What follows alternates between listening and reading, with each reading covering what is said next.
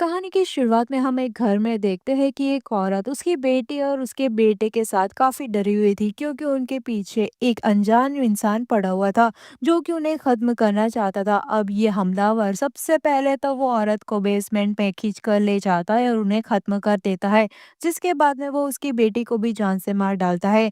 और उसको मारने के बाद वो बच्चे की तरफ बढ़ता है जो कि किचन के कैबिनेट के अंदर छुपा हुआ था, लेकिन उसका कोई भी फायदा नहीं होता। वो कैबिनेट को खोलता है और उस बच्चे को भी मार डालता है और सीन यहीं पर कट हो जाता है।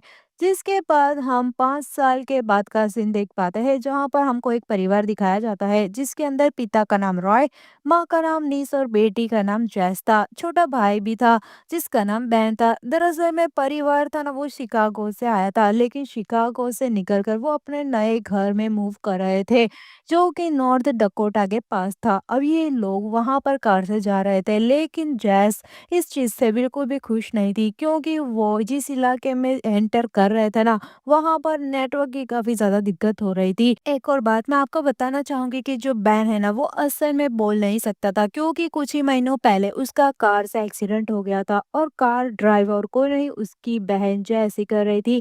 दरअसल हुआ कुछ यूं था कि वो केस था, जो एक्सीडेंट था ना, वो ड्रिंक एंड ड्राइव का था।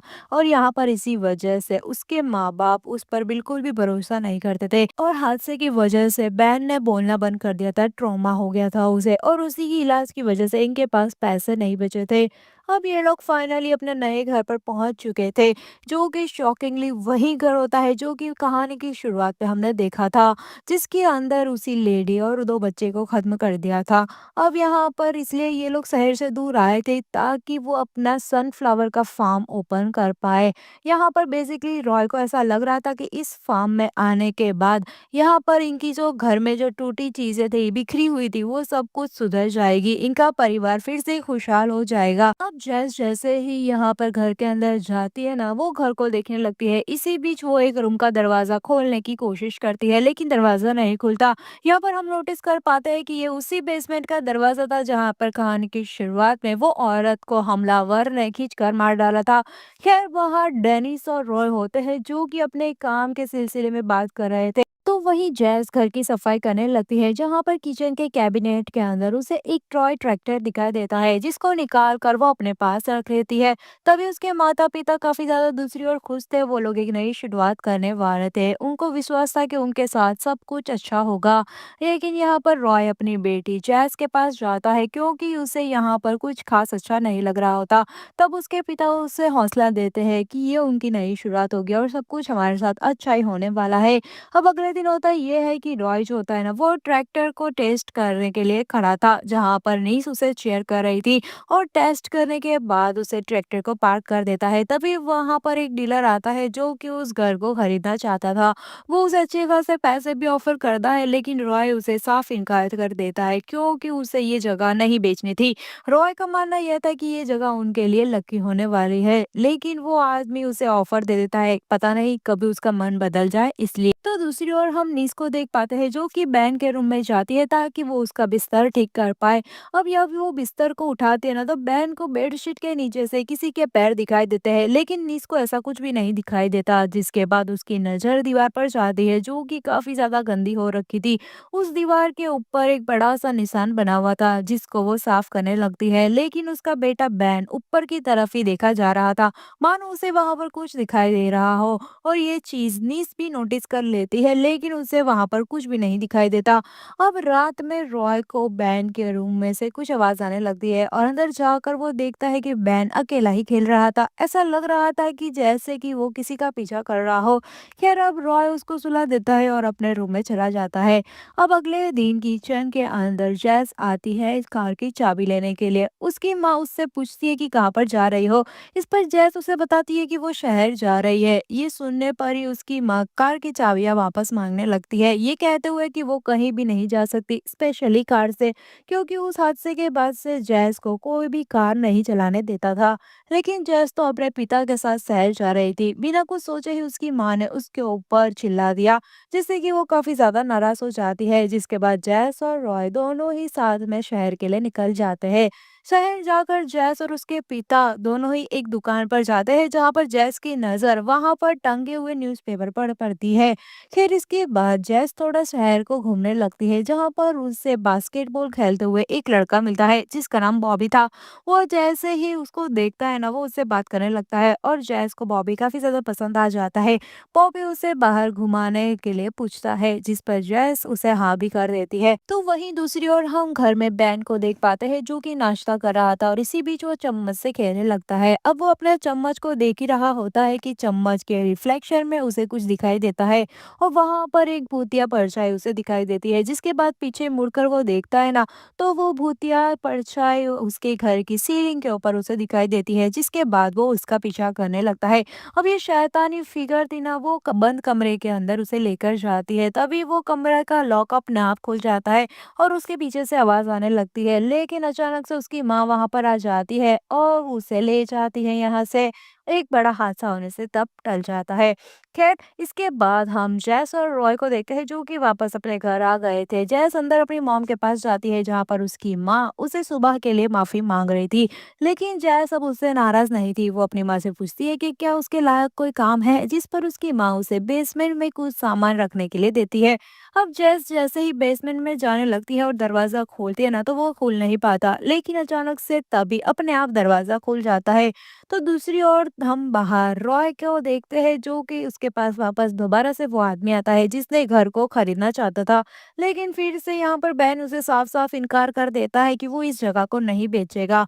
जिसके बाद वो आदमी वहां से चला जाता है। तभी रॉय अपनी कार की तरफ देखता है जहाँ पर बहुत सारे कौवे बैठे थे। अब रॉय उन कौवों से काफी ज्यादा परेशान हो चुका था। तभी वहां पर एक आदमी हवा में आकर गन शूट कर देता है जिसकी वजह से वो सारे ही कौवे उड़ जाते हैं। इसलिए यहाँ पर रॉय उसे धन्यवाद करता है और उसका नाम पूछता है जिस पर वो अपना नाम जॉन बताता है जो कि वहीं पर रहता था। उसी बीच गन शॉट की आवाज सुनते ही जैस और नेस भी दोनों ही बाहर आ जाती है। रॉय उनको कहता है कि सब कुछ ठीक है और वो जॉन से उनको इंट्रोड्यूस करवाता है। जॉन यहीं पर पास ही में रहता था लेकिन उसके पास काम धंधा नहीं था कुछ भी करने के लिए नहीं था। तब रॉय उसे एक काम करने के लिए उसकी हेल्प करने के लिए भी कह देता है जिसके बाद जॉन उनकी हेल्प करने लगता है। खैर काम करने के दौरान रॉय के हाथों पे चोट लग जाती है जिसके बाद नेस उसे हॉस्पिटल लेकर जाती है। लेकिन जाने से पहले वो बैन को जैस के हवाले कर जाती है। हम नोटिस कर पाते हैं कि वो जो ट्रैक्टर वाला खिलौना था ना जो कि शुरुआत में जैस को मिला था वो बैन के पास था। खैर अब जॉन उनके पास आता है जहाँ पर वही खिलौना को वो ध्यान से देखने लगता है और फिर वहां से चला जाता है।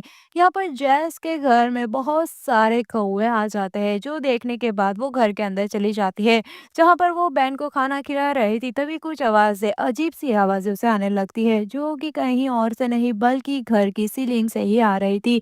तभी घर की चीजें अचानक से हिलने लग जाती है इसलिए जैस अपने भाई को पकड़ लेती है और इसी बीच वो 911 को भी कॉल कर देती है। तभी वो जो खिलौना था ना वो अपने आप चलने लगता है जिसका पीछा बैन करने लगता है। तब जैस बैन को रोकने के लिए जाती है लेकिन आगे जाने पर बैन गायब हो गया था और वो जो खिलौना था ना वो बेसमेंट में चला गया।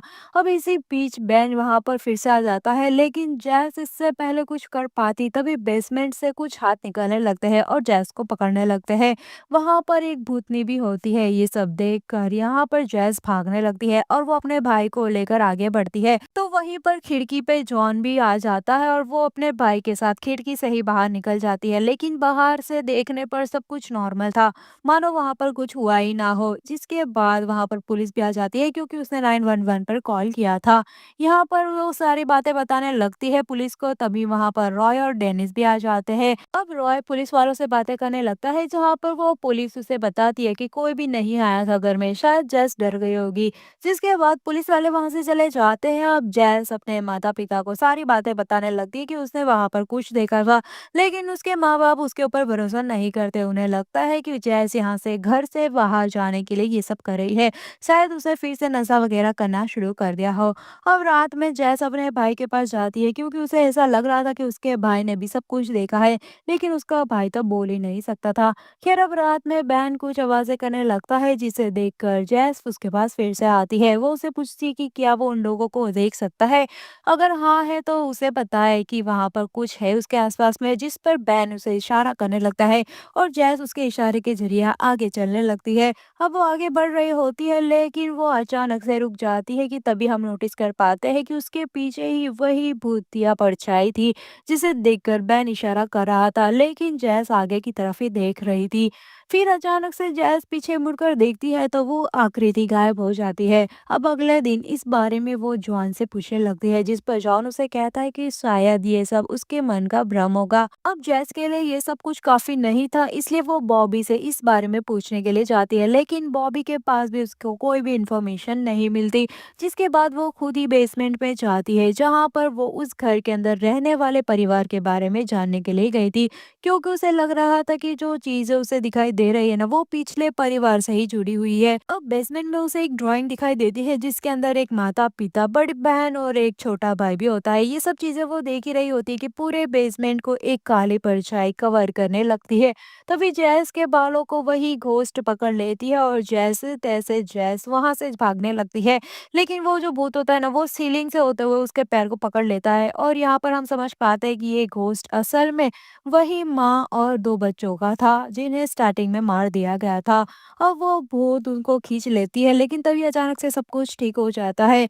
जैस अब डर कर बाहर आ जाती है, जहाँ पर वो अपने मॉम डैड को इस बारे में बताना तो चाहती थी, लेकिन उसे पता था कि उसके ऊपर कोई भी यकीन नहीं करेगा, इसलिए वो अब वहीं पर थक कर बैठ जाती है, जहाँ पर जॉन उसके पास आता है।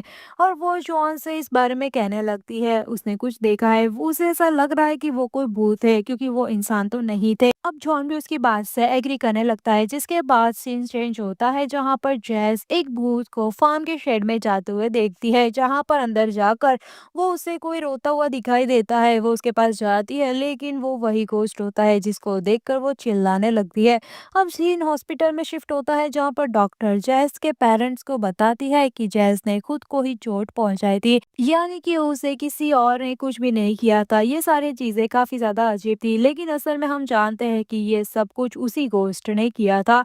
अब घर जाते हुए जैस उसके मॉम डैड को बताने की कोशिश करती है कि जो कुछ भी उसने देखा है ना, वो सब कुछ असली था, लेकिन उसके पेरेंट्स उसके ऊपर विश्वास करना ही नहीं चाहते थे, क्योंकि जो कुछ भी उसके पास्ट में उसने किया था ना, ड्रिंक एंड ड्राइव वाली बातें, वो उसके बाद से उसके माता पिता उसके ऊपर भरोसा कभी भी नहीं करते थे। और आज उसके भाई बहन की हालत की जिम्मेदार भी वही थी। उसके माँ बाप की बातें सुनकर जैस को काफी ज्यादा बुरा लगने लगता है, जिसके बाद सभी अपने घर पर आ जाते हैं, जहाँ पर इनके पेरेंट्स दोनों ही हस्बैंड वाइफ के अंदर लड़ाई हो जाती है, क्योंकि रॉय ने डेनिस को उस आदमी के ऑफर के बारे में नहीं बताया था, जो कि इस जगह को खरीदने वाला था, और इससे उसे काफी ज्यादा बुरा लगता है। बेसिकली नीस जहाँ पर ये सोच रही थी कि अगर वो इस फार्म को बेच दे और ये ऑफर ले ले, तो उनकी सारी दिक्कतें खत्म हो सकती थी, लेकिन रॉय ने ये डिसाइड किया था कि वो यहीं पर रहेंगे, क्योंकि उसके अकॉर्डिंग यहाँ पर उनकी सोल ठीक हो सकती है। तभी रॉय को जैस के रूम में से कुछ आवाज आने लगती है। वहां पहुंचने पर उसे जैस नहीं मिलती, वो खिड़की से भाग गई थी।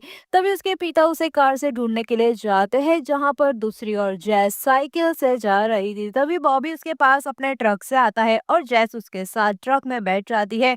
अब यहाँ पर बॉबी से सारी बातें वो बताने लगती है। उसने घर के अंदर कुछ देखा था, और वो सब कुछ सारी बातें उसे बता देती है। बॉबी कहता है कि क्या उसने इस बारे में अपने मॉम डैड से बात की, तो जैस कहती है कि उसके ऊपर उनका विश्वास नहीं होगा, क्योंकि वो अपनी फिर कहानी बताने लगती है, और वो कहती है कि कुछ महीने पहले उसकी माँ उसके पिता को एयरपोर्ट पर लेने के लिए गई थी। उसी बीच उसकी माँ ने जैस को बेबीसिटर के घर पर से बहन को लाने के लिए कहा था, लेकिन जैसे काफी ज्यादा शराब पी हुई थी, जिसके बारे में उसके मॉम डैड को नहीं पता था।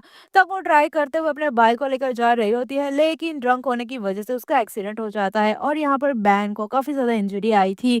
साथ ही साथ उसकी ट्रॉमा की वजह से वो कभी बोल भी नहीं पाया, और इसी वजह से उसके माता पिता उसके ऊपर बिल्कुल भी विश्वास नहीं करते। तो वहीं दूसरी ओर हम जॉन को देख पाते हैं, जिसके ऊपर बहुत सारे कौवे हमला कर कर उसे बेहोश कर देते हैं। अंदर नीस अपने बेटे बेन के पास होती है, जहाँ पर उसका बेटा पीछे की तरफ इशारा करने लगता है। जब नीस देखती है, तो दीवार के अंदर के जो धब्बे थे ना, वो फिर से दिखने लगते हैं, और उसके अंदर घोस्ट दिखाई देती है। नीस को यहाँ पर एहसास हो चुका था कि उसकी बेटी जैस सही कह रही थी, वो झूठ नहीं बोल रही थी। ये देखकर वो तुरंत ही पैकिंग करना स्टार्ट कर देती थी, जो कि एक अच्छा स्मार्ट मूव था। तो वहीं दूसरी ओर हम यहाँ पर जैस और बॉबी को उसी न्यूज़पेपर की कटिंग को देखते हुए देखते हैं, जिसके अंदर वही लेडी की फैमिली थी, और उस कटिंग में सनफ्लावर फार्मिंग से ही रिलेटेड कुछ लेख लिखा हुआ था। उस लेडी का पति और कोई नहीं बल्कि शॉकिंगली जॉन ही था, और ये देखकर जैस जल्दी से घर के लिए निकल पड़ती है। तो वहीं दूसरी ओर डेनिस यहाँ पर से भागने लगती है, लेकिन जॉन उसको देख लेता है और जॉन को उसकी बीवी मैरी वो दिखाई दे रही थी, क्योंकि उसकी बीवी ने भी उसे ऐसे ही छोड़कर जाने की जिद की थी। अब जॉन उसके पास आता है और उसे रोकने लगता है कि वो यहाँ से छोड़कर ना जाए। वो मैरी उसे करके बुलाता है। नीस को कुछ भी समझ नहीं आता कि जॉन क्या कह रहा है। इनफैक्ट वो बैन को अपना बेटा ही समझ रहा होता है। जॉन अब नीस के साथ ही जबरदस्ती करने लगता है और उसे जाने नहीं देता। थोड़ी देर के बाद वहाँ पर जेस भी आ जाती है और उसके साथ बॉबी भी था, लेकिन जॉन उनके अंदर गार्डन फॉक्स से हमला कर देता है। वो लोग उससे बचने के लिए भागने लगते हैं, लेकिन वो बॉबी को मारकर बेहोश कर देता है, जिसके चलते अब वो जेस के पीछे लग जाता है और जाकर वो अपने आप को बेसमेंट में बंद कर देती है। यहाँ पर बेसमेंट के अंदर ही उसकी माँ उसे मिलती है, साथ ही वहाँ पर बेन भी मौजूद था। तभी वहाँ बेसमेंट के अंदर जॉन आने लगता है और जैस अपना दिमाग लगाती है और बेसमेंट के बल्ब को फोड़ देती है ताकि जॉन उन्हें ढूंढ ना पाए। और जॉन भी बेसमेंट के अंदर जाने लगता है, लेकिन वहाँ पर उसे कोई भी नजर नहीं आता। तब वो बेसमेंट की सीलिंग पर होल करने लगता है ताकि उसमें उजाला हो। अब इसी बीच में हम रॉय को भी देख पाते हैं, जो कि वहाँ पर आ गया था और बॉबी से उसकी बेटी के बारे में पूछने लगता है, जिसके बाद रॉय बेसमेंट में आ जाता है, लेकिन उसे जॉन के बारे में कुछ भी पता नहीं था कि वो आखिर कौन है। कि तभी वहाँ पर पीछे से जॉन आकर गार्डन फॉग की मदद से उसके ऊपर हमला कर देता है और रॉय वहीं पर गिर जाता है। जैस मौका देखते ही उसके ऊपर डंडे से वार करने लगती है, लेकिन उल्टा जॉन उसके ऊपर ही भारी पड़ जाता है। वो उसे जान से मारने लगता है, लेकिन तभी वहाँ पर एक दलदल सा बन जाता है, जिसके अंदर उसके परिवार वालों के भूत थे। दरअसल जॉन ने अपने परिवार वालों की जान ली थी, क्योंकि वो हमेशा से ही एक साइको था। उसकी बीवी और बच्चे के घोस्ट जो थे ना, वो उसे दलदल में खींचने लगते हैं। तो वही हम देख पाते हैं कि जाते जाते जहाँ पर जॉन ने जेस के पैरों को पकड़ लिया था, लेकिन उसके माता पिता वहाँ पर होते हैं ना, वो उसे छुड़वा लेते हैं और जॉन अब फाइनली दलदल के अंदर चला जाता है, जहाँ पर उसके परिवार वालों की आत्मा उसे अपने पास खींच लेती है। और कुछ इस तरह उन भूतों ने जॉन से अपनी मौत का बदला ले लिया था। तो वही इसके बाद रॉय और बॉबी को हॉस्पिटल पहुंचाया जाता है, क्योंकि उनको काफी ज्यादा चोट आई थी। सीन अब यहाँ पर कुछ महीनों के बाद शिफ्ट होता है, जहाँ पर ये परिवार अब साथ में रहने लग गया था और उनका सनफ्लावर का फार्म भी काफी अच्छा चल रहा था। साथ ही वहाँ पर जो कौवा का आतंक था ना, वो भी अब खत्म हो चुका था और यहाँ पर इसके छोटे भाई बहन का जो ट्रॉमा था ना, वो भी काफी हद तक खत्म हो गया था और वो फाइनली बोलने लग गया था। और इसी हैप्पी एंडिंग के साथ ये मूवी यहीं पर खत्म हो जाती है। तो कैसी लगी आपको ये मूवी की कहानी, मुझे जल्दी से कमेंट करके बता दो। वीडियो पसंद आए तो इसे लाइक कर दो यार, और चैनल पर नए हो तो प्लीज सब्सक्राइब करके मेरी हेल्प कर दो, सब्सक्राइब बटन दबा के। मिलते हैं नेक्स्ट वीडियो के एक्सप्लेनेशन में, तब तक के लिए अपना ध्यान रखिए। Bye bye.